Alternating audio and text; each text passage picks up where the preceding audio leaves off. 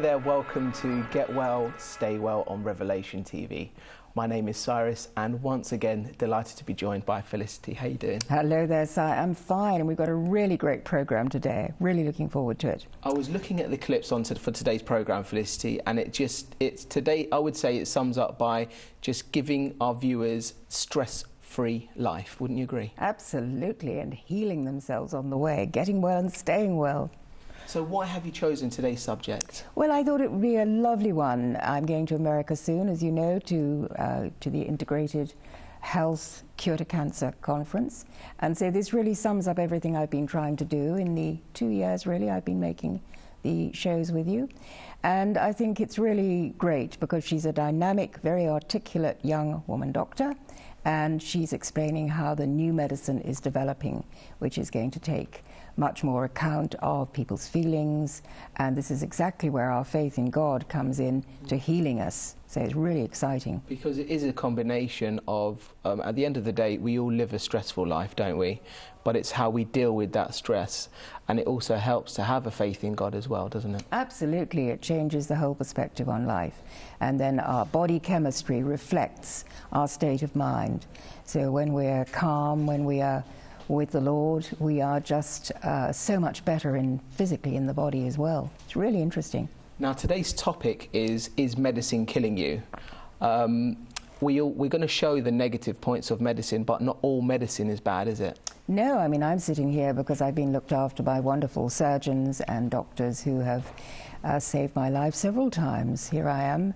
And so, yes, and I started off as a British Red Cross nurse, so it was all Orthodox background. And then we come to know the Lord, we come to see the amazing way that the Lord heals. And then, of course, I realized in Genesis 1:29 and 30 that God has given us the perfect diet. And we have come far from that in our modern life. And so we really have been suffering the consequences. You know, when we go against God's word, there are always consequences, and that has been heart disease, cancer and diabetes, really from feeding ourselves the wrong foods, and we should be living on God's natural foods, the fruit, the vegetables, the seeds, the nuts and the green plant. And the interesting thing is that I've learned over all these years is that when we come back to that, the body heals in an amazing way. Okay, well, let's take a look at our first clip for today. This is titled, Is Medicine Killing You? Is modern medicine killing you or saving you? The very idea that we should have to ask that kind of question is so upsetting to me as a doctor. I was called to medicine the way many are called to the priesthood, as a sort of spiritual calling. My whole goal is to help you heal, not to harm you. And yet, when you look at the causes of death, preventable medical error is the #3 cause of death according to the Center for Disease Control and the Institute of Medicine. And it's not just medical error, it's the whole nature of our pill-popping medical culture that's been adopted by patients and doctors alike. Now, we know, according to the Center for Disease Control, that 90% of doctors' visits are the result of stress. And yet, as a doctor, I wasn't taught to help you deal with your stress. I was programmed to believe that it was my job to medicate you or to operate on you so that you could go back to the status quo of your stressful life. And yet I've started to rethink that in the research that I've been doing lately. And what I've come to realize is that as doctors, it is our job to help you address the fact that stress is one of the big, and that maybe instead of medicating you or operating you solely, maybe we need to help you address the issues that might be predisposing you to illness or exacerbating your illness, like the toxic relationships in your life, or a soul-sucking job that's draining your life force.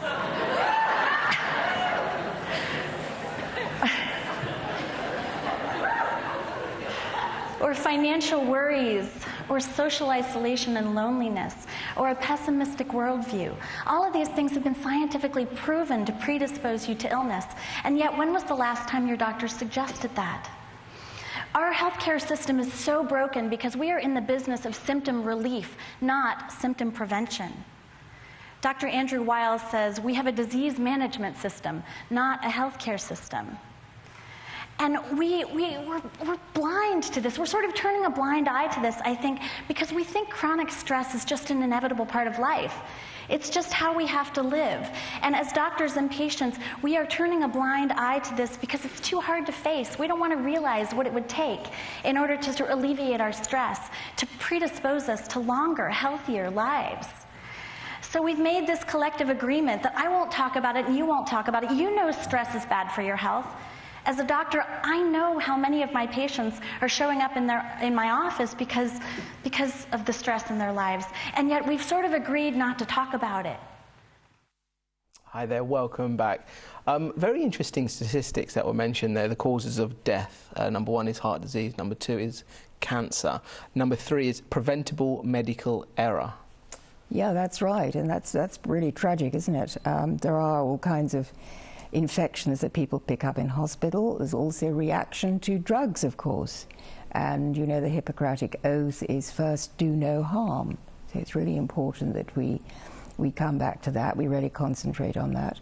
What I love about the Christian Cancer Hospital in Mexico, run by Dr. Contreras, is they really do pray for their patients. They love their patients. He said, I wouldn't give chemotherapy to anybody that I wouldn't give to my mother. You know, he has a wonderful old Mexican mother who's an absolutely lovely lady, and he said, I wouldn't give anyone anything that's going to harm them, just as I wouldn't give it to my mother.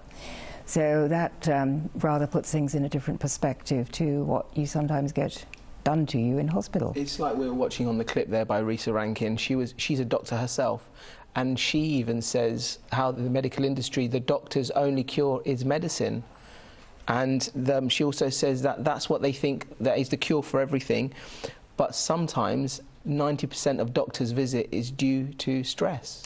Well, you see, it's not always been that way, Si. The chemical side of it only came in about 200 years ago, when Dr. Louis Pasteur took over from Antoine Béchamp, the natural way, the biological way of healing the body, and it changed to chemicals, and then so much money was made out of the pharmaceuticals. So it's changed subtly. The first doctors, the first healers used to be men of God, and so we're going back to that now because we realize that the chemicals can do a wonderful cure quickly, but usually the body, say like an antibiotic, will cure a disease quickly, but usually that comes back on you because you haven't addressed the cause of it in the first place. So what we have to do is go back to God's way of living the body, living the life, and having the body really regenerated with the cells of the living enzymes, and not just curing something very quickly with a chemical, which then has a side effect. And then we find that people are on one drug and then they have to have another drug to counteract the side effects of the first drug, and so it goes on with a vicious circle. As well as, now we all know doctors study for many, many years for their industry. As well as studying medicine, do you think doctors should study psychology? Well, most of them do a little bit of psychology, and it's really important to have love. I think, you know, we go back to Jesus, we go back to love. When you have love for people, when you're caring for them, when you're healing them, it makes a huge difference. It's going back to intention. You know, when we bless our water, bless our food, the intention we have when we're talking with other people, that's really how the harmony works in the body. So it's a mental, physical and spiritual thing. It's important to get all those things right. Now, let's just talk about the causes of stress, because stresses are something that we all cover in our day-to-day lives. In your opinion, what are the main causes of stress, and how can we deal with them the best way? Well, it can be physical stress, it can be emotional stress, and it can be chemical stress. So we have to try and eliminate the pollution that we can out of our lives, by perhaps living in the country rather than being in the town, by having harmonious relationships as much as we can, and also, you know, with the food we eat, not stressing our bodies with the wrong fats, the wrong sugars and the wrong salts, which we really are doing with the processed and chemical foods that we buy in the supermarkets. Okay, well, let's take a look at our next clip. This is titled Stress. The idea that medicine could be killing us is just anathema to me. I can't live with that because I have a dream of a healed healthcare system, one in which we bring the best of modern medicine, everything that we've learned about pharmaceuticals and surgical interventions and such, and we marry it with what it means to be a true healer, what I was called to do as a doctor, where not only am I putting a Band-Aid on the symptoms that are the result of your stress, but I'm also putting a soul back in you. This soul medicine, I think, is so much of what we've lost in modern medicine today. I dream of being able to replace that, of reclaiming the heart of medicine, and of reminding you what it means to be a whole, healthy human being. This is essential because our current healthcare system just isn't working. We all know it, doctors and patients alike. Yeah, it's broken, people. This is breaking my heart because when you look at the data, we spend more on healthcare than any other country in the world, and yet 32 countries have longer life expectancies than we do. Patient dissatisfaction is rising. 90% of hospital patients didn't even know the name of their doctor at the time of discharge. It's not just doctors, it's not just patients that are dissatisfied. Doctors are just as dissatisfied. 9 out of 10 doctors would not recommend becoming a doctor. And 70% of Americans take at least one prescription drug. 20% take 5 or more. So I want to show you something here. These pill bottles have a month's worth of medication in them. And I'm going to show you, there's approximately 500 of you here. I'm going to show you how much medication it takes to medicate all of you for just one day, based on these statistics. Now, we've been trained in our system to think about medicine the way a doctor would think about a football player in a football game. You know, the football player gets injured, so we bring the player out of the game and we fix the ankle and we set the bone or we inject the joint and we do everything we can to send the football player back out into the game. But what a lot of people aren't talking about is perhaps the best thing for the football player is to get the football player out of the game. Right? And yet, it's not just the doctor's fault. What do we do when the star football player says, "Doc, just do anything. Do anything you can to get me back in the game so we can win the Super Bowl"? That's what many of you as patients are doing. You are asking us as doctors to fill you with pills so that you can go back to the game of your stressful life. And I'm here because it's breaking my heart that we're having to do that. And I want to change the game. I want to suggest that maybe there's a different way of doing this. So I wrote a book called Mind Over Medicine, Scientific Proof That You Can Heal Yourself. And it's all about the scientific data that proves how stress affects our bodies. And this was really revolutionary to me as a doctor. I didn't know anything about this 4 or 5 years ago. And it was shocking to me to study the data.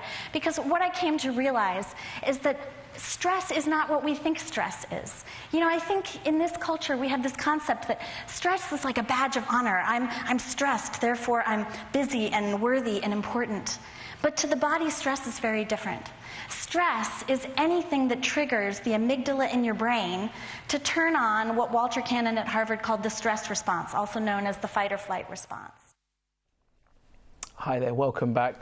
Just some very interesting words said towards the end of that clip. Stress is like a badge of honor. You feel important and you feel busy because you have stress.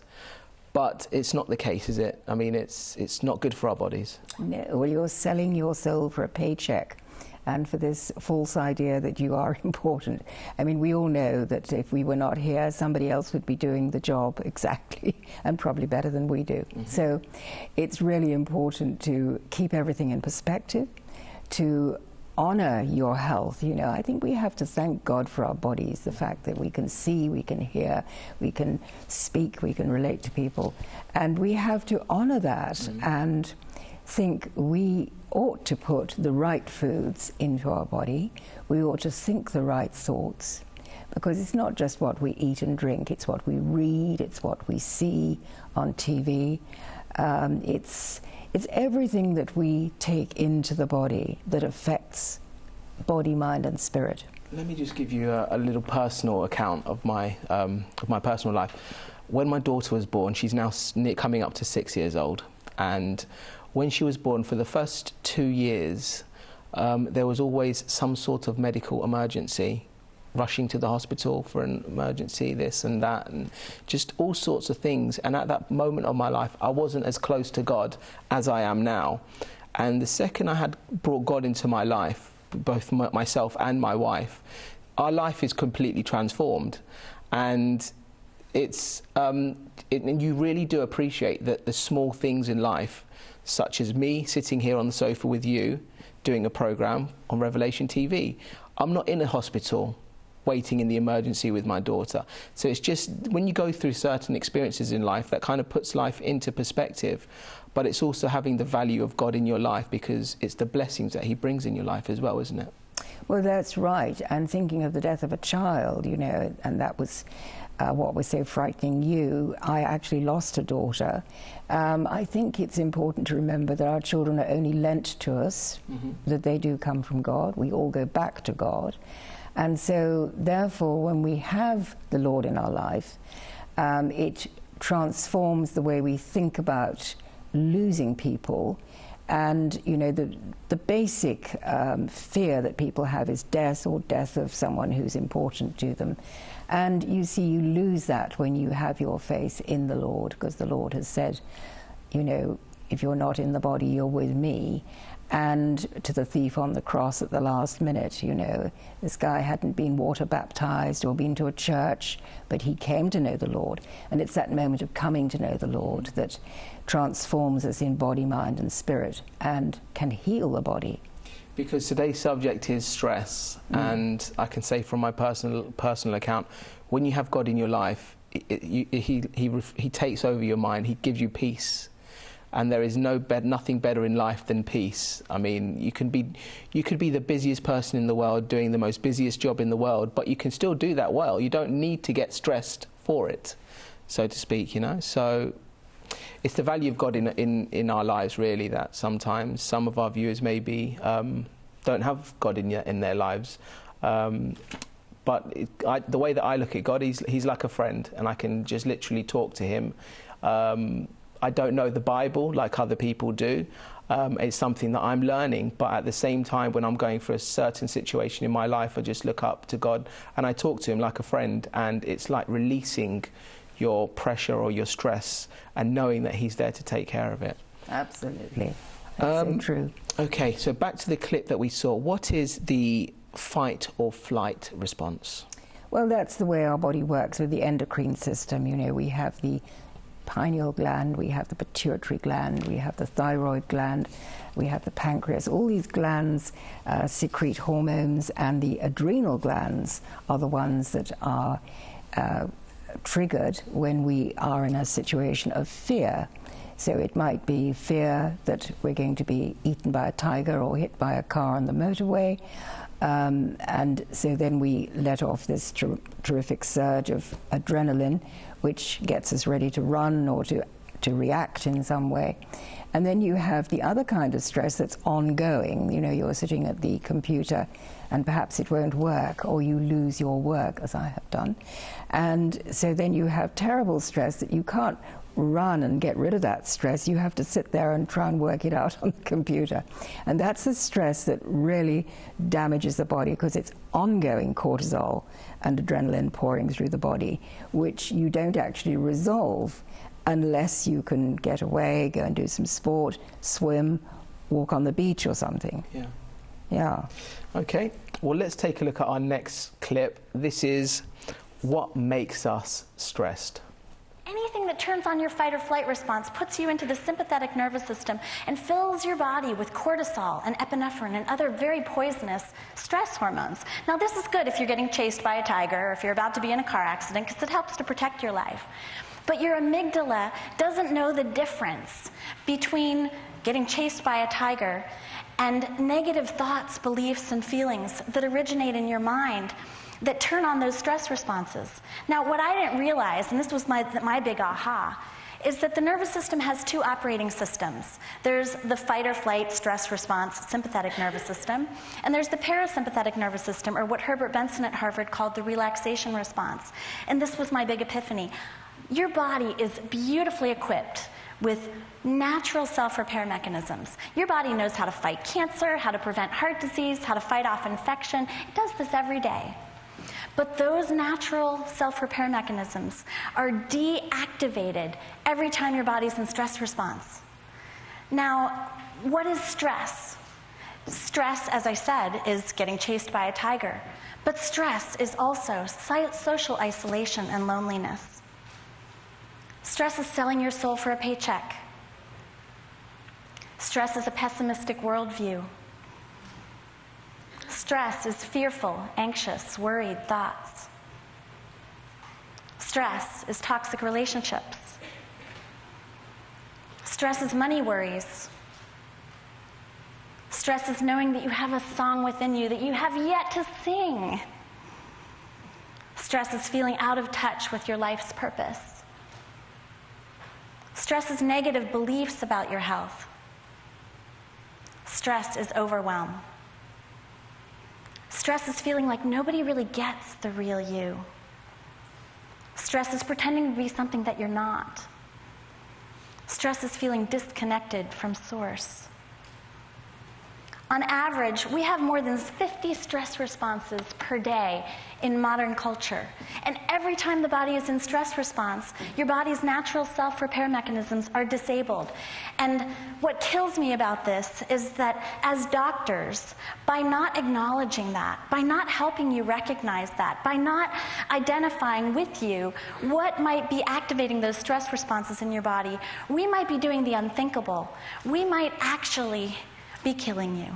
We might be reducing your life expectancy, the quality of your life, and your whole lifespan. And that is not okay.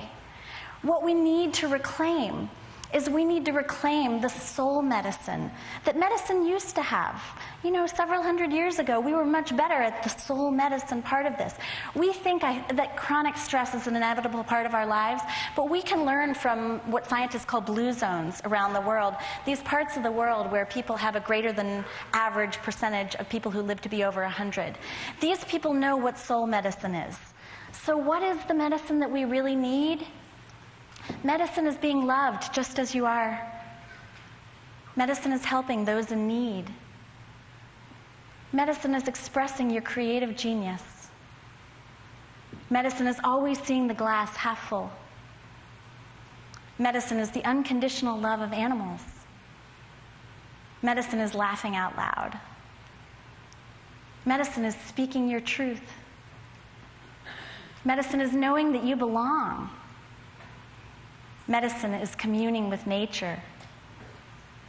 Medicine is nourishing the body with real food. Medicine is tapping into source. Medicine is being unapologetically you. Hi there, welcome back. Just very interesting, the list of things that makes us stress. We go through 50 items a day to do with stress in our lives. And I'm just going to go through each one. I want to have your thoughts on it because I'm sure in one way or another each of our viewers are going through one of these items themselves, and let's just see how can we deal with them the best way. So number one is stress is social isolation and loneliness.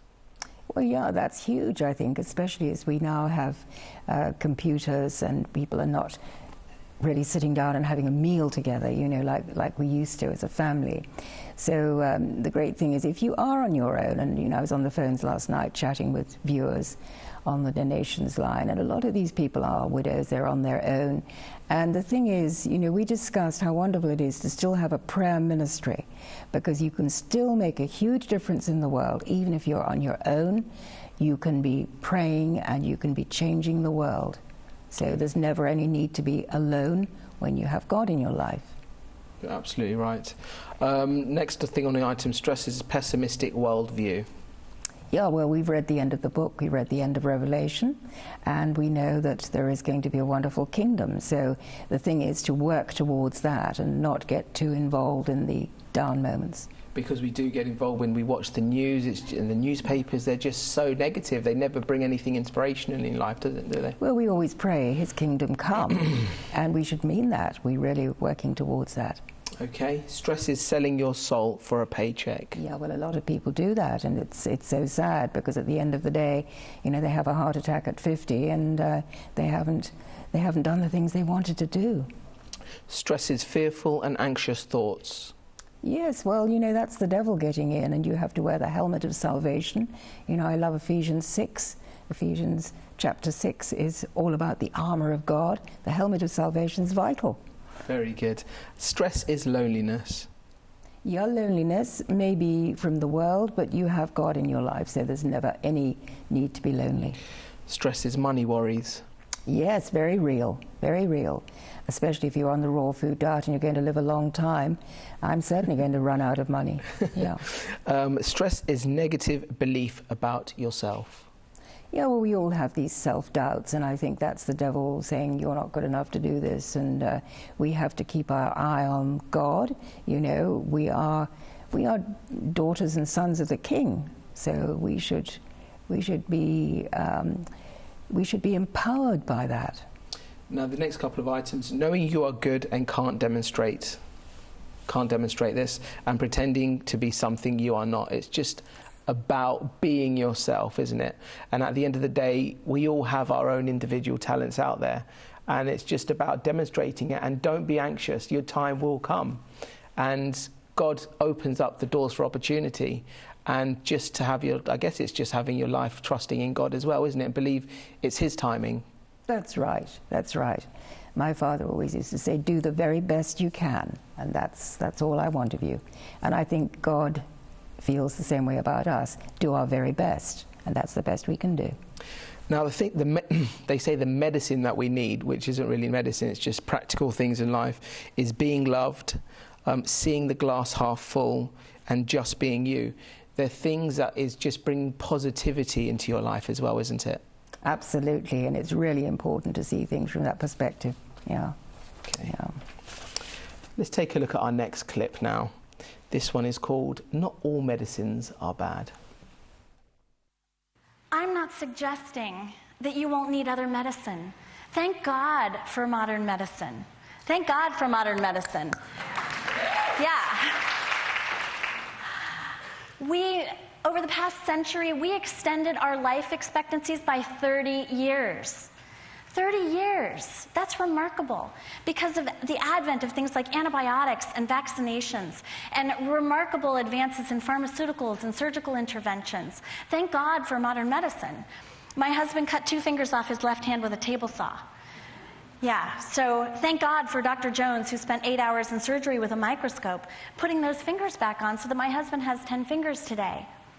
And my 42-year-old friend just had a stroke. Thank God for TPA, the clot buster, so that several days later he was discharged from the hospital with almost no residual deficits. I'm not suggesting that we should throw the baby out with the bathwater. But what I am suggesting is that those remarkable advances that we've made in modern medicine, we've taken the biochemical approach to medicine too far, and we've forgotten what it means to be true healers. And this breaks my heart. Now, I know that what I'm saying here, that you need to look at the stress in your life and that you need to get the medicine that you really need. I know that this isn't what many of you want to hear. And honestly, I was having a meltdown on the plane yesterday coming out here. Because I was thinking, I don't want people to misunderstand me. And this is, don't kill the messenger. It's not easy to look at these parts of your life. I was thinking about this woman, Katie Smith, who I met on my book tour. And she's a young mother with brain cancer. And she just had surgery yesterday. And I'm thinking about this talk, and I'm thinking, I don't ever want Katie to think that I'm blaming her for her brain cancer. I'm not. I'm praying for Katie. And I think about my doctor, Kim, who's one of the best doctors that I know, and I know it hurts her when I criticize medicine. If I even suggest that medicine might be killing us, this breaks her heart. She has a planet-sized heart, and her intentions are so pure. And I think about Susan Matheson, who's one of the organizers here.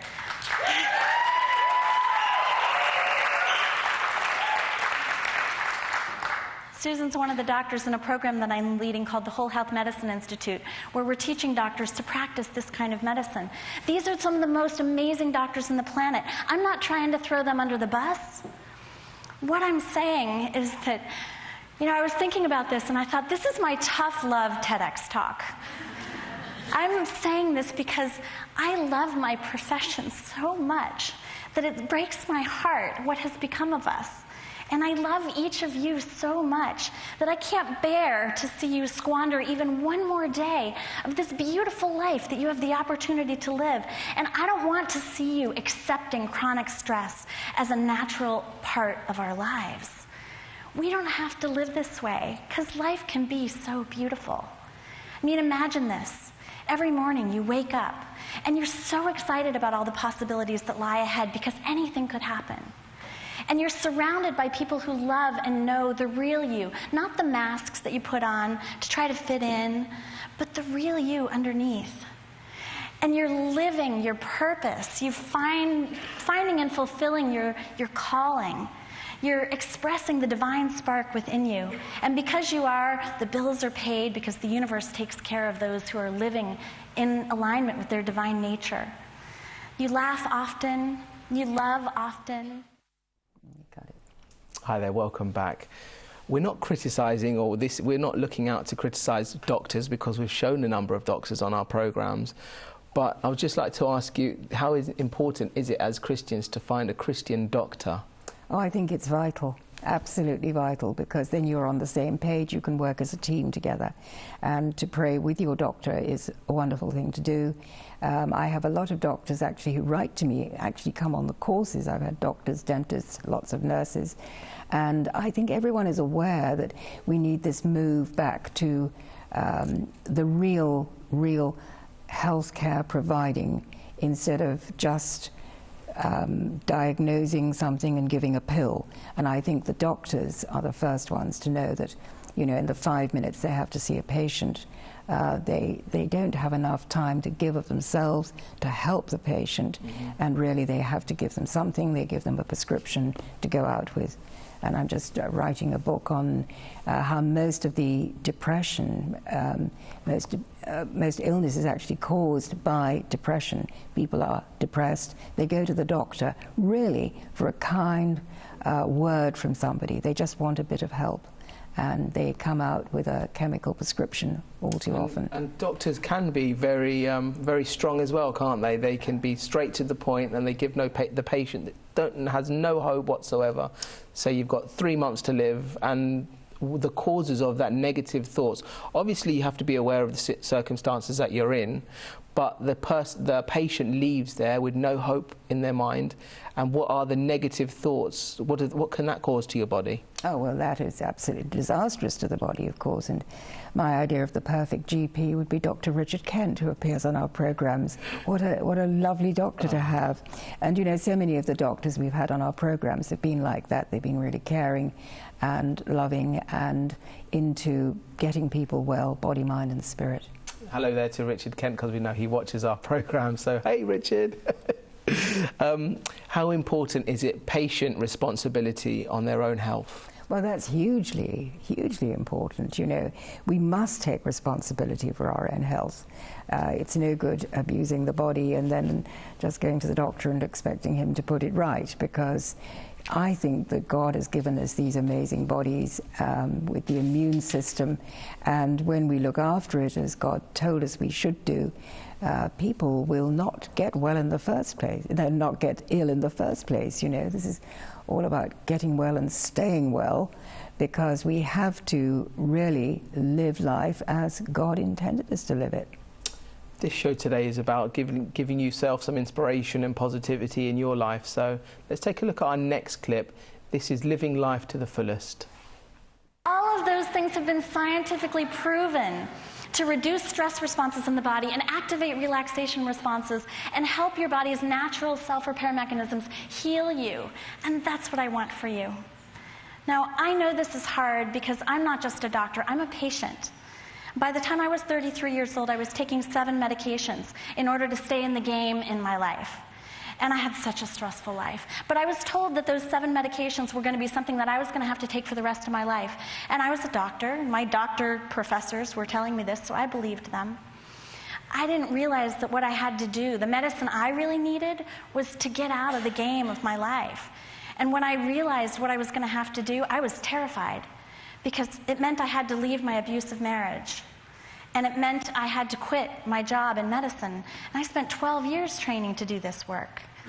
And it meant I had to take my entire life savings and invest it in following a dream so that I could be here talking to you about things like this today. And I'm now down to half the dose of one of my medications. And this is possible for you. I would love to be able to tell you how you can have this for yourself, but unfortunately, you're going to have to write the prescription for yourself. But what I can offer is one question that I've asked many patients that has helped many people heal, and it's this: what does your body need in order to heal? Now, I know that the answer that may come up can be very frightening, and change is so scary, and uncertainty can be paralyzing. But what I've discovered on my own personal journey is that the flip side of uncertainty is the possibility of anything being able to happen. So I've discovered that if you want big miracles, you have to take big risks. And if you're looking for smaller risks, you have to be willing to accept smaller miracles. And it's okay if you're not ready to take those risks. But I encourage you to do whatever you need to do in order to give your body the medicine that it really needs. So I ask this of you. We are in this together. I have a dream of healing healthcare, and it's going to take a grassroots effort, you and me together. And I'm going to have to do this with all of you, empowered patients and conscious healthcare providers, uniting together to reclaim what is rightfully ours. And I want to close with a question that Mary Oliver poses. Tell me, what is it you plan to do with your one wild and precious life? Let yourself give yourself the medicine. Hi there, welcome back. Live life to the fullest. It's really interesting, isn't it? And there is a certain tradition in the Jewish faith which is called the ethical will. You make an ethical will at the end of your life, not just the will of what you're leaving, houses and money and things, but the ethical will is what you have really learned on your life's journey. And I think it's so important for people to start writing their ethical will and thinking what they want, the real messages they want to leave behind to their children and grandchildren. This is very precious. You know, last words are always very precious. And I love that tradition. And it also centers you now, as you're still living your life, to actually think, what are the real priorities? Well, let's just reiterate the importance of eating the right food as well. What are the right foods that we should be eating? Well, we go back to God's diet. It's always been written in Genesis 1:29 and 30, and we have ignored it to our peril. So it's the real foods, the fresh fruits, the vegetables, the seeds, the nuts, and the green plant. And one part of the green plant is, of course, the vegetables and the wheatgrass. And when people get back onto those, it's just amazing how the body heals. Yeah. Okay. Well, let's take a look at our next clip. This is Can Your Mind Heal Your Body?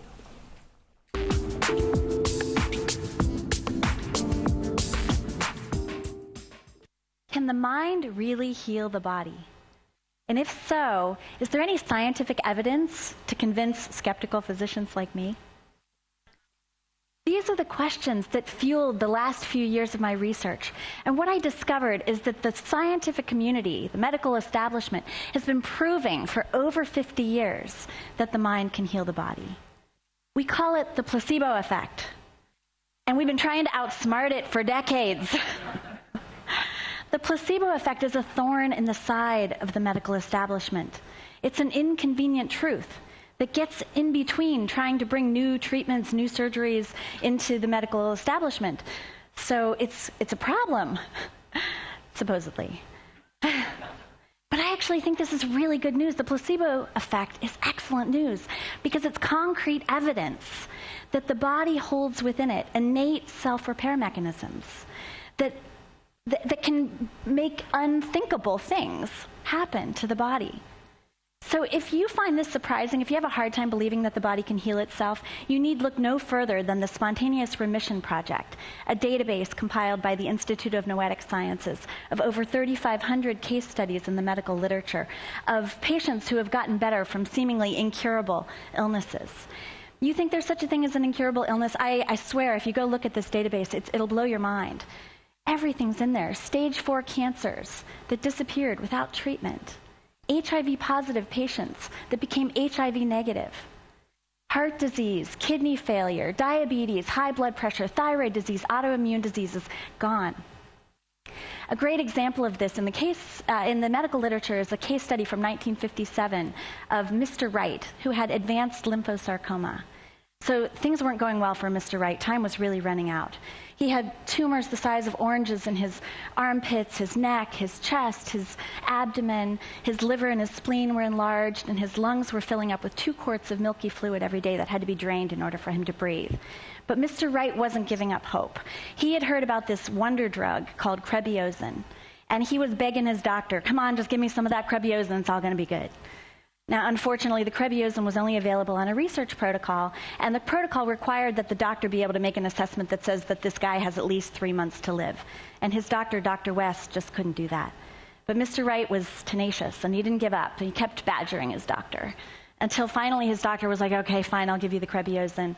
So he dosed him up on a Friday, not expecting that Mr. Wright would make it through the weekend.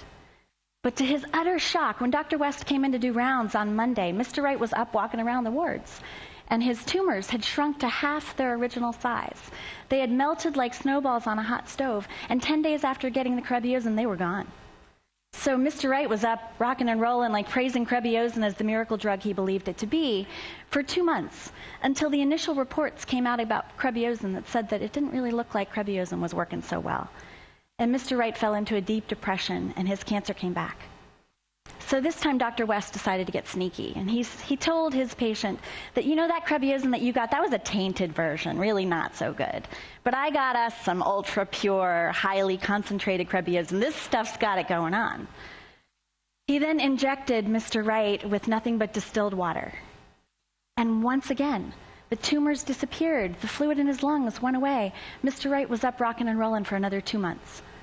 And then the American Medical Association blew it by publishing a nationwide study that proved definitively Crebiozin was worthless. 2 days later, Mr. Wright, after hearing this news, died. Hi there, welcome back. Just in a little bit of detail, explain to our viewers about the placebo effect. Well, placebos can be sugar pills that are given to people and told it's medicine, and of course some people react to that because their mind is telling them this is going to do me good, and so it does them good.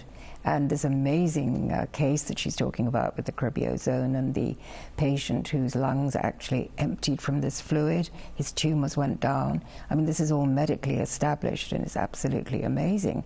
So it shows what a huge effect the mind has over the body. And that's what it is. It's the message, I suppose, that we're trying to give out today is finding a way in the viewer's life that they can bring positive thoughts into their life, and also surrounding themselves with positive people. Anything that would stimulate their mind to be in the right mindset, really, if you can.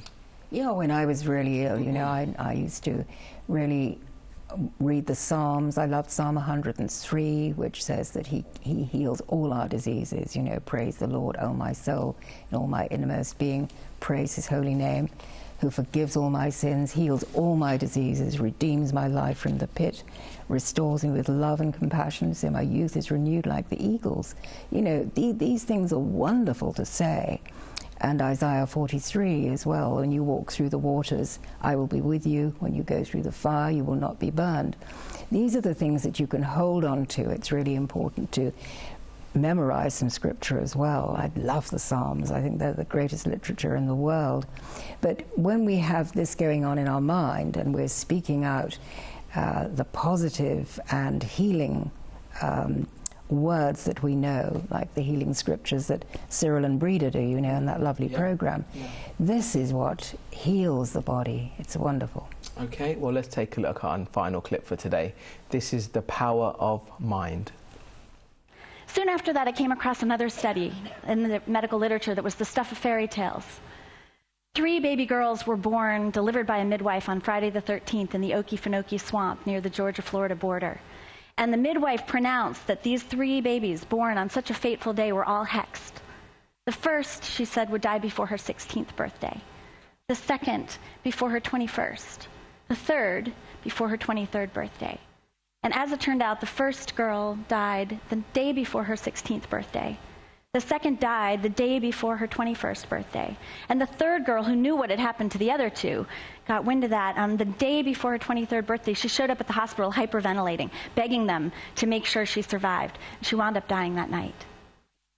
So these 2 case studies are great examples from the medical literature of the placebo effect and its opposite, the nocebo effect. So Mr. Wright, when he got that distilled water and his tumors melted away, that's a great example of the placebo effect, when you get a seemingly inert treatment, and yet something is happening physiologically in the body such that disease goes away. The nocebo effect is the opposite. So the 3 hexed girls are an example of the nocebo effect, when the mind's belief that something bad is going to happen in the body then comes to manifest.